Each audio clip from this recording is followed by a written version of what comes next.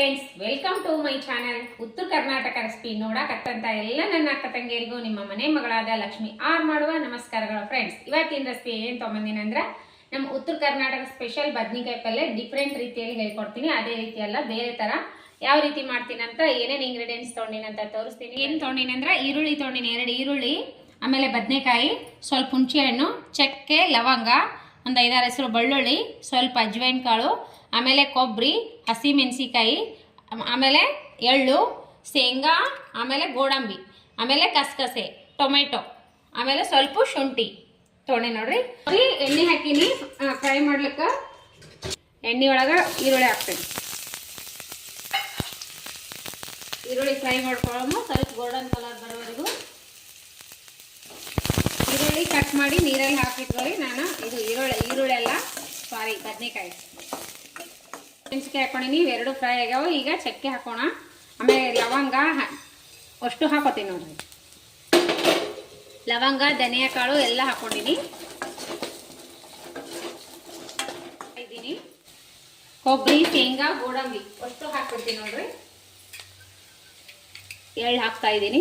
ನಿಮ್ಮ ಕ್ವಾಂಟಿಟಿ ನೋಡಿಬಿಟ್ಟು ತಗೋರಿ, ಎಷ್ಟು ತೊಗೊಂಡಿರಿ. ನಾನು ಎಳ್ಳು ಹಾಕ್ತಾ ಇದ್ದೀನಿ, ಕಸಕಸೆ ಹಾಕಿದ್ದೀನಿ, ಶೇಂಗಾ ಹಾಕಿದ್ದೀನಿ, ಗೋಡಂಬಿ ಹಾಕಿದ್ದೀನಿ, ಎಲ್ಲ ಫ್ರೈ ಆಗಿ. ಟೊಮೊಟೊ ಹಾಕೋತೀನಿ. ಹಂಗೆ ಇದರೊಳಗೆ ಸ್ವಲ್ಪ ಹುಣಸೆ ಹಣ್ಣನ್ನು ಹಾಕೊಂಡ್ಬಿಡ್ತೀನಿ. ಇಷ್ಟು ಹುಣಸೆ ಹಣ್ಣು ಹಾಕೋ, ಎಲ್ಲ ಒಟ್ಟು ಫ್ರೈ ಮಾಡ್ಕೊಂಡು ರುಬ್ಕೊಳ್ಳೋಣ. ಮಸಾಲ ಮಿಕ್ಸಿ ಮಾಡ್ಕೊತೀನಿ, ರುಬ್ಬು ಬಿಡ್ತೀನಿ. ಚೆಂದಾಗೆ ಫ್ರೈ ಮಾಡಿಕೊಂಡು ರುಬ್ಕೊಂಡ್ಬಿಡೋಣ. ಮಸಾಲ ಮಿಕ್ಸಿ ಮಾಡ್ಕೊತೀನಿ, ರುಬ್ಬು ಬಿಡ್ತೀನಿ. ಚೆಂದಾಗೆ ಫ್ರೈ ಮಾಡಿಕೊಂಡು ರುಬ್ಕೊಂಡ್ಬಿಡೋಣ. ನಾನು ಸಾಸಿವೆ ಹಾಕಿನಿ, ಎಣ್ಣೆ ಹಾಕಿನಿ. ಸಾಸಿವೆ ಎಣ್ಣೆ ಹಾಕಿನಿ. ಈಗ ಇವು ಚಟ್ಪಟ ಅಂದ ತಕ್ಷಣ ಇದ್ರೊಳಗೆ ಬದನೆಕಾಯಿ, ಇವು ಚಟ್ಪಟ ಅನ್ನತ್ತವಲ್ಲ, ಇದ್ರೊಳಗೆ ನಾನು ಬದನೆಕಾಯಿ ಫ್ರೈ ಮಾಡ್ಕೊಂಡ್ಬಿಡ್ತೀನಿ ನೋಡ್ರಿ. ಸಣ್ಣ ಸಣ್ಣ ಇದ್ರೊಳಗೆ ಫ್ರೈ ಮಾಡ್ಕೊಂಡು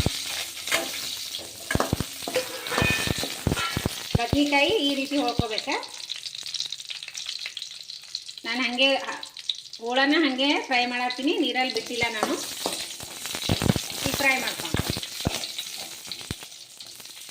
ನೋಡ್ರಿ, ಬದ್ನಿಕಾಯಿ ಫ್ರೈ ಆಗ್ಯಾವ. ಈ ಸದ್ ನಾ ಏನು ಮಾಡ್ತೀನಿ ಅಂದ್ರೆ ಇದಕ್ಕೆ ಅರ್ಶಿನ ಪೌಡ್ರ್ ಹಾಕ್ತೀನಿ. ಅರ್ಶಿನ ಪೌಡ್ರು, ಆಮೇಲೆ ಬದನೆಕಾಯಿ ಎಣ್ಣೆ, ಇದು ರೆಡ್ ಖಾರ. ಈಗ ಇದು ತಿರ್ಕೊಳ್ಳೋಣ. ಈಗ ಏನು ಮಾಡೋಣ ಅಂದ್ರೆ ಇದು ಎಲ್ಲ ಬದ್ನಿಕಾಯಿ ಈಗ ಮೆತ್ತಗೆ ಫ್ರೈ ಆಗ್ಯಾವ್ರಿ. ಈಗ ಏನು ಮಾಡೋಣ ಅಂದ್ರೆ ಅದೇನು ಮಾಡಿಟ್ಕೊಂಡಿವಲ್ಲ ಆ ಮಸಾಲ ಇದಕ್ಕೆ ಹಾಕೊಂಡ್ಬಿಡ್ತೀನಿ. ಈಗ ನೋಡ್ರಿ, ಈ ಮಸಾಲೆ ಇದಕ್ಕೆ ಹಾಕೋತೀನಿ.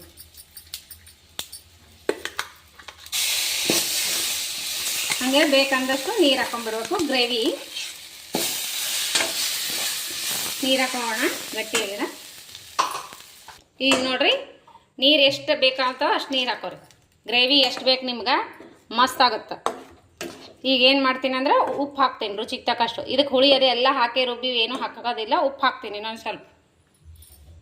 ಇದು ನಾವು ಮನೆಗೆ ರೆಡಿ ಮಾಡ್ತೀವಿ ಉತ್ತರ ಕರ್ನಾಟಕ ಮಸಾಲೆ ಖಾರ. ಇದು ಮಸಾಲೆ ಖಾರ ಹಾಕ್ತೀನಿ ಇದಕ್ಕೆ. ಇದು ಬದ್ನಿಕಾಯಿ ಹಾಕ್ಬೇಕು, ಭಾಳ ಟೇಸ್ಟ್ ಆಗುತ್ತಾ. ಉಪ್ಪು ಹಾಕ್ಬಿಡ್ತೀನಿ, ಇಷ್ಟು ಉಪ್ಪು ಹಾಕೋತೀನಿ. ಈಗ ಇದು ಚೆನ್ನಾಗಿ ಫ್ರೈ ಆಗುತ್ತೆ. ಈಗ ಮೇಲ್ಗಡೆ ಕೊತ್ತಂಬರಿ ಹಾಕೊಂಡು ಸರ್ವ್ ಮಾಡಿಬಿಡೋಣ. ಈಗ ನೋಡ್ರಿ, ನಮ್ಮ ಉತ್ತರ ಕರ್ನಾಟಕ ಬದ್ನಿಕಾಯಿ ಪಲ್ಯ ರೆಡಿ ಆಯಿತು. ಯಾವ ರೀತಿ ಬಂದದಂತ ನೀವು ನೋಡ್ರಿ. ಮಸ್ತ್ ಅಂದ್ರೆ ಮಸ್ತ್ ಬಂದದ. ಈ ರೀತಿ ಸ್ವಲ್ಪ ಗ್ರೇವಿ ಇದ್ರೆ ಅನ್ನದ ಜೊತೆನೂ ಮಸ್ತ್ ತಿನ್ನಕ್ಕಾಗುತ್ತಂತಂದೇಳಿ ನಾನು ಸ್ವಲ್ಪ ಗ್ರೇವಿ ಇಟ್ಕೊಂಡಿನಿ. ನಾನು ಜೋಳದ ರೊಟ್ಟಿ ಜೊತೆ ಸರ್ವ್ ಮಾಡಿ ನೋಡ್ರಿ, ಮಸ್ತ್ ಆಗುತ್ತಾ.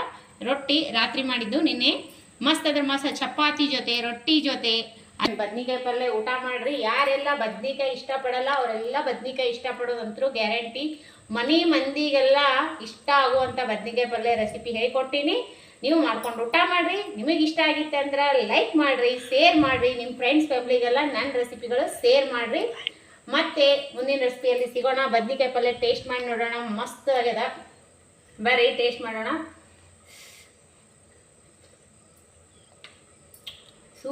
ಊಟ ಮಾಡ್ಬೇಕನ್ನಿಸ್ತದ. ಫುಲ್ ತಟ್ಟೆ ಖಾಲಿ ಮಾಡೋದಂತೂ ಗ್ಯಾರಂಟಿ. ಒಂದು ರೊಟ್ಟಿ ಒಂದು ಚಪಾತಿ ತಿನ್ನೋರು 2 ರೊಟ್ಟಿ 2 ಚಪಾತಿ ತಿನ್ನೋದಂತೂ ಗ್ಯಾರಂಟಿ. ನೀವು ಈ ರೀತಿ ಬದ್ನಿಕಾಯಿ ಪಲ್ಯ ಮಾಡ್ಕೊಂಡು ತಿನ್ರಿ. ಇಷ್ಟ ಆಗಿತ್ತಂದ್ರೆ ನಿಮ್ಮ ಅನಿಸಿಕೆ ಅಭಿಪ್ರಾಯಗಳನ್ನು ಕಮೆಂಟ್ ಬಾಕ್ಸ್ನಲ್ಲಿ ತಿಳಿಸಿ. ಮತ್ತೆ ಮುಂದಿನ ರೆಸಿಪಿಯಲ್ಲಿ ಸಿಗೋಣ ಫ್ರೆಂಡ್ಸ್. ನಮಸ್ಕಾರ, ಬಾಯ್.